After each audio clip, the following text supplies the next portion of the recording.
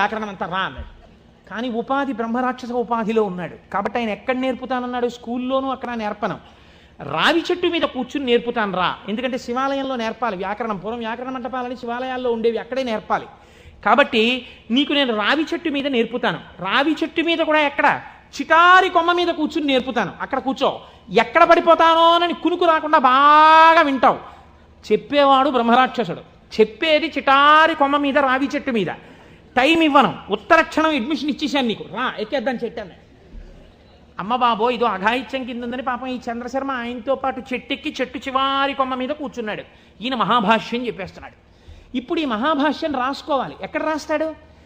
రాయడానికి ఓ గంటమో ఓ తాటాకో తెచ్చుకోవడానికి టైం లేదు. అందుకని ఆయన రావాకులు తుంపి ఒక పుల్ల ముక్క ఒకటి తీసి తొడ చీరుకున్నాడు. చీరుకుని అందులోంచి వస్తున్న నెత్తుటిలో పుల్ల ముంచి ఒక్కొక్క రావాకు మీద భాష్యం రాసుకున్నాడు.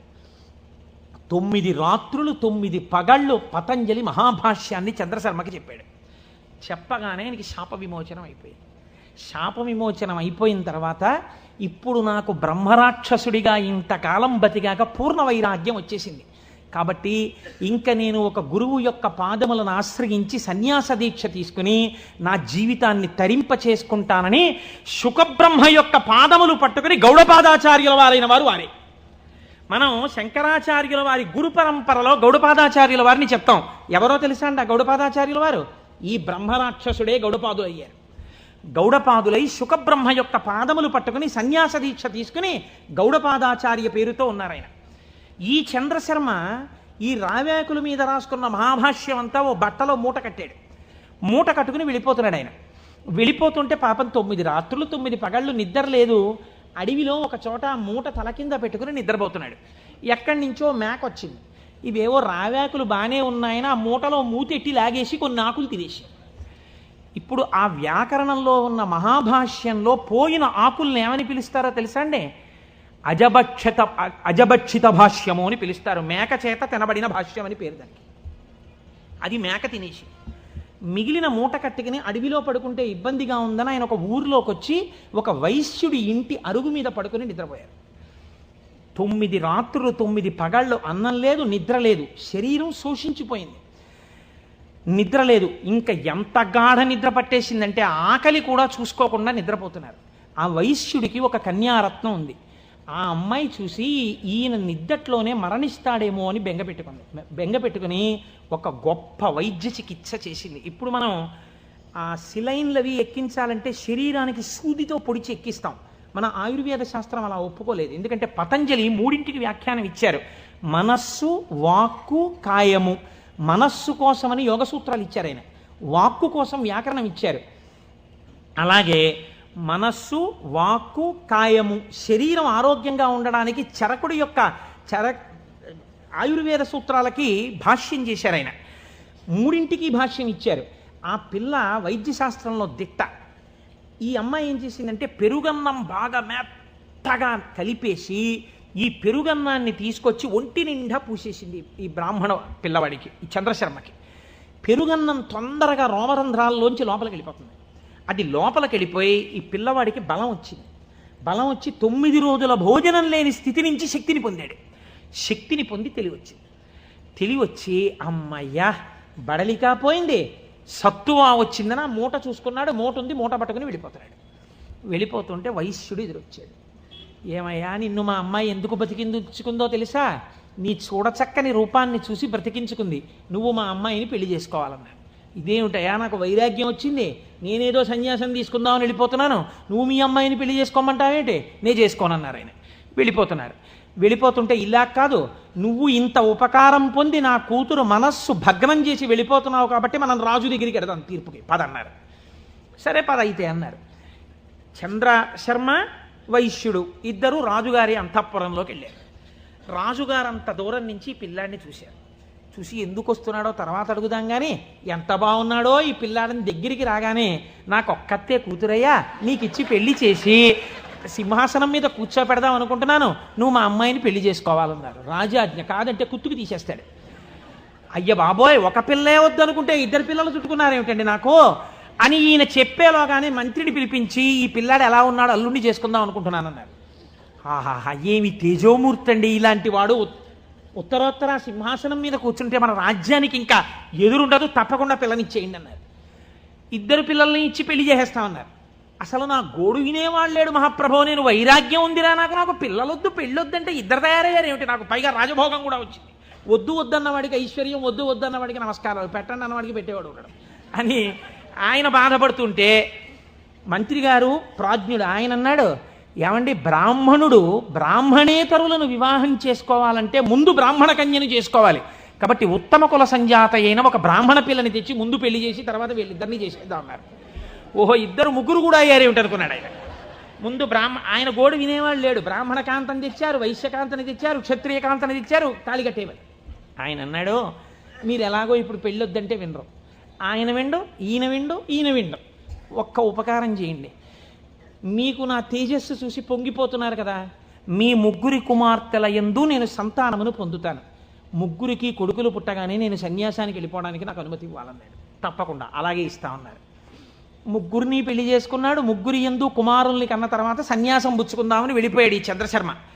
వెళ్ళిపోయినటువంటి వాడు వెళ్ళి ఎవరు ఇతపూర్వం బ్రహ్మరాక్షసుడి రూపంలో ఉండి తనకి మహాభాష్యమంతా చెప్పి సన్యాసం తీసుకుని శుకబ్రహ్మకి శిష్యుడిగా ఇవాళ గౌడపాదాచార్య స్వామి వారిగా ఉన్నారో ఆయన దగ్గరకే వెళ్ళి, అయ్యా నాకు సన్యాసం ఇవ్వండి అని అడిగాడు.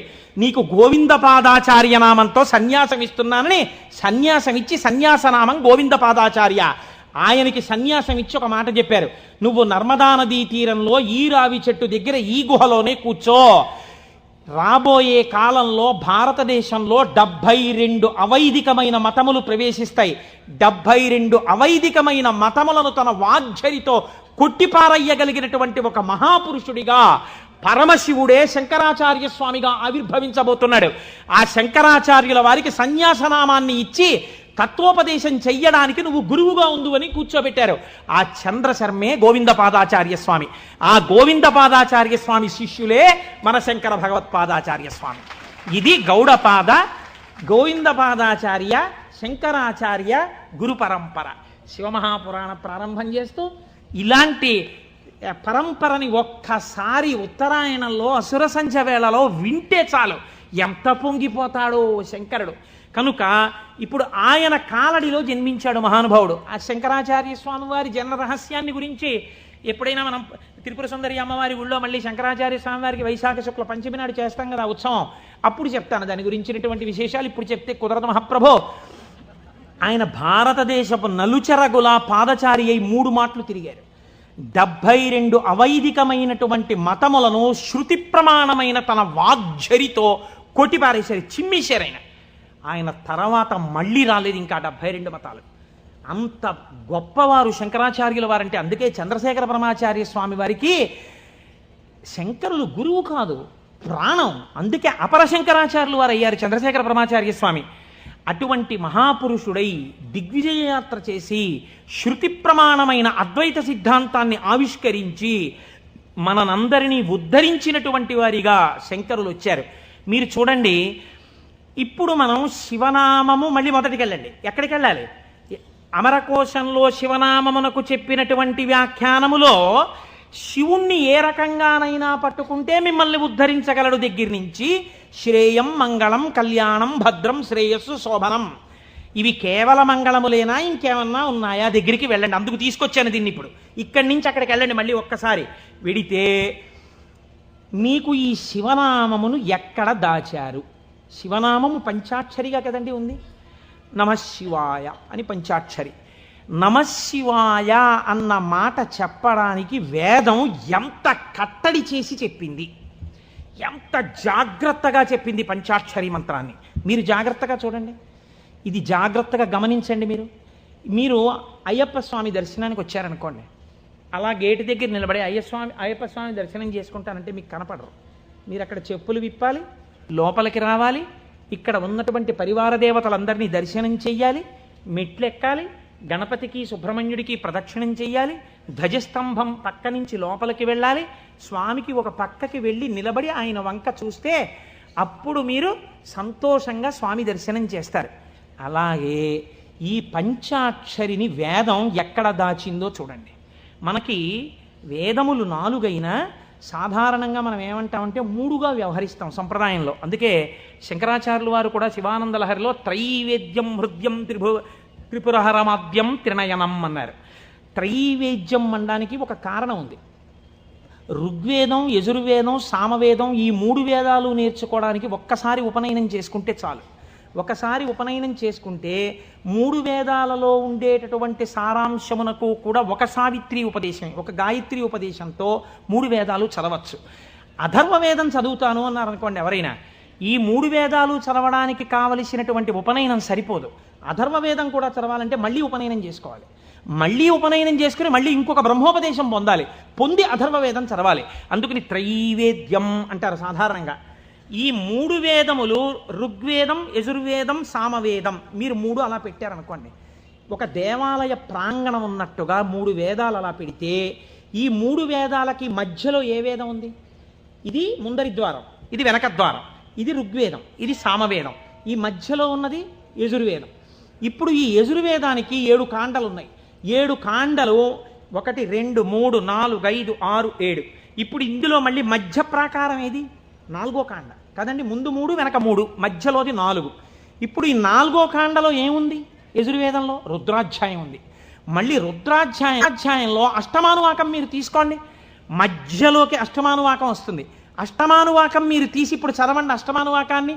నమః సోమాయ చ రుద్రాయ చ నమస్తామ్రాయ చ అరుణాయ చ నమః శంగాయ చ పశుపతయే చ నమ ఉగ్రాయ చ భీమాయ చ నమో అగ్రే వధాయ చ దూరే వధాయ చ నమో హంత్రే చ హనీయసే చ నమో వృక్షేభ్యో హరికేశేభ్యో నమస్తారాయ నమః శంభవే చ మయోభవే చ నమః శంకరాయ చ మయస్కరాయ చ నమః శివాయ చ శివతరాయ చ.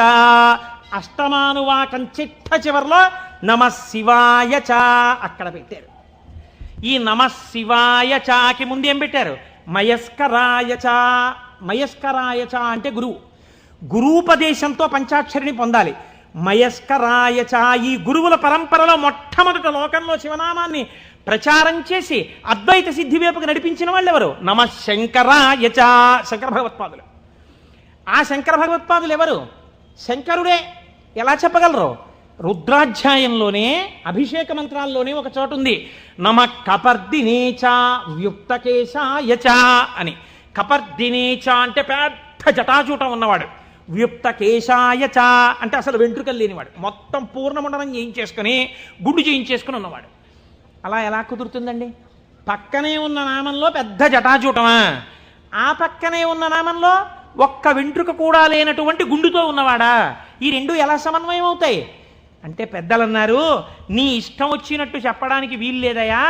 అలా వ్యుక్తకేశాయచ గుండుతో శివుడున్నాడని ఎక్కడైనా చెప్పారా అంటే వ్యాస భగవానుడు వాయుపురాణంలో చెప్పారు గుండుతో శివుడున్నాడు అని. గుండుతో శివుడు ఎక్కడున్నాడు? ఎందుకంటే దక్షిణామూర్తిగా కూడా జటాజూటంతో ఉంటారు, శివుడిగా జటాజూతంతో ఉంటారు. పూర్ణముండనంతో గుండు చేయించుకున్నటువంటి శివస్వరూపం లేదు. మరి వాయుపురాణం ఎలా చెప్పింది ఉన్నాడని అంటే, వాయుపురాణం ఒక విషయాన్ని వ్యాస భగవానుడు ప్రతిపాదన చేస్తూ చెప్పారు. చతుర్భిస్సహ శిష్యైస్తు శంకరో అవతరిష్యతి. 9 శిష్యుల మధ్యలో కూర్చుని గుండుతో ఉండి మీద బట్ట కప్పుకున్న సన్యాసి రూపంలో ఎవరు కనపడుతున్నాడో ఆయనే పరమశివుడు అని చెప్పింది. ఇప్పుడు 9 శిష్యుల మధ్యలో కాషాయ బట్ట ఇలా గుండు మీద వేసుకుని చేతిలో వేదాలు పట్టుకుని ఇలా చిన్ముద్ర పట్టి కూర్చున్నది ఎవరండి? శంకరాచార్య స్వామి. నమ కపర్దినేచ పరమశివుడు, వ్యుక్తకేశాయ చ శంకరాచార్యుల వారు. కాబట్టి ఇప్పుడు ఈ శంకరాచార్యుల వారు ఎవరు? పరమశివుడే. రుద్రాధ్యాయంలో రహస్యంగా చెప్పేసింది. ఎప్పుడో రాబోయేటటువంటి శంకరావతారాన్ని రుద్రాధ్యాయం చెప్పింది. ఆయన్ని మయస్కరాయచ ఆ శంకరుల గురు పరంపర ఉన్నదే అది సదాశివ సమారంభాం లేకపోతే నారాయణ సమారంభాం వ్యాస శంకర మధ్యమాం అస్మదాచార్య పర్యంతాం వందే గురు పరంపరాం. ఆనాడు పరమశివుడు కపర్ది అని ఇంత జుత్తుతో ఉన్నవాడి నుంచి ప్రారంభమైనటువంటి ఈ గురు పరంపర మధ్యలో శంకరాచార్య స్వామి ఉంటే, ఈనాడు నాకంటి ఎదుట నాకు శంకరాచార్య స్వరూపమై నన్ను నిలబెట్టి ఆశీర్వదించి నడుపుతున్నటువంటి నా గురువు బ్రహ్మశ్రీ మల్లంపల్లి అమరేశ్వర ప్రసాద్ గారి వరకు ఆ గురు పరంపరయే నడుచుచున్నది. ఎవరికి వారు వారి గురువు వరకు ఇలాగే చెప్పుకుంటాం. సదాశివ సమారంభాం శంకరాచార్య మధ్యమాం అస్మదాచార్య పర్యంతాం వందే గురు పరంపరాం. ఈ గురువు ఏం చేస్తున్నారు? మీకు నడుబడి నేర్పుతున్నారు. ఈ గురువు ఏం చేస్తున్నారు? ఉదారమూర్తి అయి మిమ్మల్ని ఆశీర్వదిస్తున్నారు. ఈ గురువు ఏం చేస్తున్నారు? మీ ఉద్ధరణ కోసం ఈశ్వరుణ్ణి ప్రార్థన చేస్తున్నారు. అటువంటి గురువే ఈశ్వర స్వరూపుడై ఉన్నాడు. ఎప్పుడెప్పుడు లోకంలో వేద ప్రమాణాన్ని చెడగొట్టడానికి అవైదికమైనటువంటి వాదనలు ప్రబలుతాయో అప్పుడప్పుడు పరమేశ్వరుడే బయలుదేరి వచ్చి అవతార స్వీకారం చేశారు. కృష్ణ భగవానుడు కూడా చేశాడు గీతా ప్రచారాన్ని. మహానుభావుడై ప్రస్థానత్రయంలో ఒకటండి భగవద్గీత. అంతటి భగవద్గీతను మనకు అందించినటువంటి జగదాచార్యుడు కృష్ణ పరమాత్మ. ఆయన కూడా జగదాచార్యుడే. ఒకటే కదండి ఉన్నది పరబ్రహ్మతత్వం. అదే కృష్ణుడిగా భాషించింది ఒకనాడు. అటువంటి భగవద్గీతనిచ్చినటువంటి కృష్ణ పరమాత్మ యొక్క అవతారం ఎందుకు కలియుగంలో వచ్చేటటువంటి ప్రమాదముల నుంచి ఉద్ధరించగలిగినంత జ్ఞానబోధ ఎందుకు చెయ్యలేదు? ఒక్కటే కారణం. ద్వాపర యుగంలో అప్పటికే ధర్మాన్ని నిర్వీర్యం చేసేటటువంటి వాళ్ళ సంఖ్య కోట్లలోకి వెళ్ళిపోయింది. కృష్ణావతారం ప్రారంభం నుంచే ఎంత రాక్షస సంహారం చేశాడండి మహానుభావుడు. కన్నులు తెరువని కడుచిన్ని పాపడై దానవి చనుబాలు త్రావి చంపే పూతనా సంహారంతో మొదలుపెట్టి ఎంతమంది రాక్షసుల్ని చంపాడు. జరాసంధాది రాక్షసులందరినీ ముందే చంపకపోతే కురుక్షేత్రంలో నిజంగా పాండవులు నిలబడగలరా? ఇంతమందిని చంపాడు. అవతారంలో ఉన్న తక్కువ సమయంలో ఆయన కురుక్షేత్ర మధ్యంలో సమస్త వాంగ్మయాన్ని భగవద్గీత రూపంలో బోధ చేశాడు. కానీ అది సరిపోదేమో. కలియుగం అంటే అసలు మనస్సు నిలబడనటువంటి యుగం. మరి మనస్సు నిలబడదు, కలిపురుషుడి యొక్క ప్రకోపాలు చాలా ఎక్కువగా ఉంటాయి అన్నప్పుడు ఇంకా ఈ గురువులు ఎందుకు, ఈ బోధలు ఎందుకని మీరు నన్ను అడగచ్చు. దానికి ఒక్కటే జవాబు పరమాచార్య స్వామి వారు చెప్పినటువంటివి. నేను ఉపన్యాసాల్లో చెప్పే చాలా భాగాలు పరమాచార్య స్వామి వారివి. కాబట్టి ఆయన అంటారు, మీరు చూడండి దొంగలు పడుతున్నారు, కాకినాడకి దొంగల ముఠాలు వచ్చాయి, దొంగలు కొట్టేస్తున్నారు, ఇళ్ళు దొంగలు కొట్టేస్తున్నారు అన్నారు అనుకోండి. ఎంత జాగ్రత్తగా ఉన్నా దొంగలు కొట్టేస్తున్నారండి అని తాళం తీసేసి తలుపులు తెరిచి వస్తామా? ఏదో ఒక కట్టడి చేస్తాం. చేసి అమ్మ ఏదో ఒకటి సాయంకాలం కాసేపు వాడు ఏదో చెప్పాడో చెప్పలేదో కానీ శివనామస్మరణ చేయిస్తున్నాడమ్మా, అక్కడికి వెళ్ళొస్తాం, అందుకని కాస్త మా గుమ్మను చూస్తుందరు తల్లి, మీరేదో ఇక్కడే కుర్చీ వేసి కూర్చోండి, లేకపోతే మీ అబ్బాయిని మా ఇంట్లో చూస్తుండమనండి, టీవీ కాసేపు కరెంటు పోయినా పర్వాలేదు మహాప్రభు మాకు మీ వాడిని కూర్చోమనండి అంటాం. కట్టడి చేస్తున్నారా చేయట్లేదా? ఏదో రకంగా. కలిపురుషుడు ఎంత ప్రకోపంతో ఉండడానికి ప్రయత్నించినా మీరు ఈశ్వరుడి పాదాలు గట్టిగా పట్టుకోవడానికి ప్రయత్నించాలి కదా. దానికి ప్రస్థానత్రయ భాష్యంతో మొదలుపెట్టి ఈశ్వరుణ్ణి స్తోత్రం చెయ్యడం వరకు, ఆకాశం నుంచి పాతాళం వరకు సమస్త వాంగ్మయాన్ని జ్ఞానబోధ తప్ప ఇంకొక ప్రయత్నం కాని పని కాని పెట్టుకోకుండా 32 జీవితంలో షణ్మత స్థాపనాచార్యులై శృతి ప్రమాణాన్ని నిలబెట్టి అందరి దేవతల మీద స్తోత్రాలు చెప్పి శివానందలహరి, సౌందర్యలహరి, బ్రహ్మసూత్ర భాష్యం ఎన్ని చేశారండి మహానుభావుడు శంకరాచార్యులు వారు. మరి పేరు చెప్తే చాలు పాపాల పటాల పంచలైపోతాయి. శృతి స్మృతి పురాణానాం ఆలయం కరుణాలయం నమామి భగవత్పాద శంకరం లోకశంకరం. అటువంటి శంకర భగవత్పాదులై ఈ భూమి మీద నడయాడి మనకి జ్ఞానబోధ చేశారు. ఇప్పుడు చెప్పండి, శుభం, కళ్యాణం, శ్రేయం, భద్రం, శోభనం ఇవన్నీ ఎందులోకి వెళ్ళిపోతాయి? జ్ఞానంలోకి వెళ్ళిపోతాయి. జ్ఞానం కన్నా గొప్ప కళ్యాణం, జ్ఞానం కన్నా గొప్ప శుభం, జ్ఞానం కన్నా భద్రం, జ్ఞానం కన్నా శ్రేయం, జ్ఞానం కన్నా శోభనం ఇంకున్నాయా? ప్రపంచంలో లేవు. అటువంటి జ్ఞానమును మీకు అందించడానికి పరమేశ్వరుడే శంకరుడిగా ఈ భూమండలము మీద నడయాడినాడు కాదు. ఇప్పుడు కూడా శంకరుడు కరచరణాదులతో తిరుగుతున్నాడు. నాకు అలాగే తిరుగుతున్నాడు. నా కంటికి నేను ఆరాధించేటటువంటి పరమేశ్వరుడే కరచరణాదులతో తిరుగుతున్నాడు. నేను పట్టుకోవడానికి తన పాదములను అనుగ్రహిస్తున్నాడు. తన చేతిని నా మూర్ధన్య స్థానమునందుంచి ఆశీర్వచనం చేస్తున్నాడు. నాకు అనుమానం వస్తే రాత్రనక పగలనక నేను వెళ్ళి పరిగెత్తికెళ్ళి కూర్చుని, గురువుగారు దీనికి ఎలా చెప్పాలండి అంటే, నాన్న నీకు ఫోన్ చేసి చెప్తాను, ఇప్పుడు టైం లేదని ఫోన్ చేసి, నాన్న నువ్వు అడిగిన శ్లోకానికి ఇది వ్యాఖ్యానం అని ఫోన్ చేసి చెప్పగలిగినటువంటి ఉదారుడై ఆ పరమశివుడు, ఆ శంకరుడు నాకు మల్లంపల్లి అమరేశ్వర ప్రసాద్గా నడయాడుతున్నారు, మీకు మీ గురువుగా నడయాడుతున్నారు. తిరుగుతున్నారా తిరగట్లేదా? పరంపరగా నడయాడుచున్నారు. ఇది శివం, ఇది మంగళం, ఇది భద్రం, ఇది శ్రేయం, ఇది శోభనం. కాబట్టి మనం ఎవరికి నమస్కరిస్తాం? గురుర్ బ్రహ్మ, గురుర్ విష్ణు, గురుర్దేవో మహేశ్వర, గురు సాక్షాత్ పరబ్రహ్మ, తస్మై శ్రీ గురవే నమః. అటువంటి గురువు ఇప్పటికీ మీకు శుభములిచ్చేవాడై, శోభనములనిచ్చేవాడై, మంగళప్రదుడై ఉన్నాడు. కాబట్టి రుద్రాధ్యాయం వేదములు అంత జాగ్రత్తగా సమన్వయం చేస్తూ ఆ శంకరులు వస్తారని అంత స్థితిని పతంజలి నటరాజస్వామి దర్శనం దగ్గర నుంచి మొదలుపెట్టి పక్కన ఇలా నిలబడి నటరాజ తాండవం చూసినందుకు ఒకనాడు నేను ఈ శంకరుడే శంకరాచార్యులు వారిగా వస్తే తత్వబోధ చేసేటటువంటి వాణ్ణి లోకంలో తయారు చెయ్యాలని గోవిందపాదాచార్యుల వారిగా సిద్ధం చేయించుంచారు. కాబట్టి మన ఆర్ష జాతి, మన సనాతన ధర్మము, మన పురాణములు ఎంత గొప్పవో, ఆ శివ అన్న మాట ఎంత గొప్పదో, ఆ శివం అన్న మాట ఎంత భద్రమో, ఎంత శ్రేయస్కరమో, దాని గురించి వింటే, దాని గురించి తలుచుకుంటే ఎంత పరవశమో. పవి పుష్పంబగు అగ్ని మంచగు నాకూపారం భూమిస్థలంబగు శత్రుండతిమిత్రుడవు విషము దివ్యాహారమౌ నెన్నగా అవనీమండలి లోపలం శివ శివేచ్ఛాభాషణోల్లాసకిన్ శివ నీ నామము సర్వవశ్యకరమౌ శ్రీకాళహస్తీశ్వర. శివ నీ నామం ఎప్పుడక్కర్లేదు, ఎప్పుడూ శివ శివేచ్ఛాభాషణోల్లాసకిన్ శివ నీ నామము సర్వవశ్యకరమౌ, ఎప్పుడూ నీ నామం అవసరమే అంటారు దూర్జటి కాళహస్తీశ్వర శతకంలో. అటువంటి శివనామం గురించి, ఆ శివనామము గురువై ఎలా నడుస్తున్నారో గురించి, ఆ శివనామము ఎటువంటి మంగళప్రదుడో గురించి, ఎంతగా భక్తులను ఆదుకునే స్వరూపమున్నవాడో గురించి ఇవాళ మొట్టమొదటి రోజున ఆవిష్కరించే ప్రయత్నం చేశాం. రేపటి రోజు నుంచి ఇలాగే మనం చక్కగా ప్రదోష వేళలో కలుసుకుని 6:30 అయ్యేటప్పటికి శివనామం చెప్పడం ప్రారంభం చేస్తే కాకినాడ పట్టణం ఆధ్యాత్మికతలో మరింత పైకెక్కుతుంది. నాదొక్కటే కోరిక. ఆనాడు మనం తరిగొండ వెంగమాంబ గారి గురించి ఉత్తరాలు రాశాం. నేను ఏడాది నుంచి చూస్తున్నాను వెంకటాచలంలో స్వామి పుష్కరిణి దగ్గర శంకరాచార్య స్వామి వారు 4 శిష్యులతో కలిసి ఉన్నారు. ఇవాళ ఎంత దౌర్భాగ్య స్థితితో తెలుసా అండి?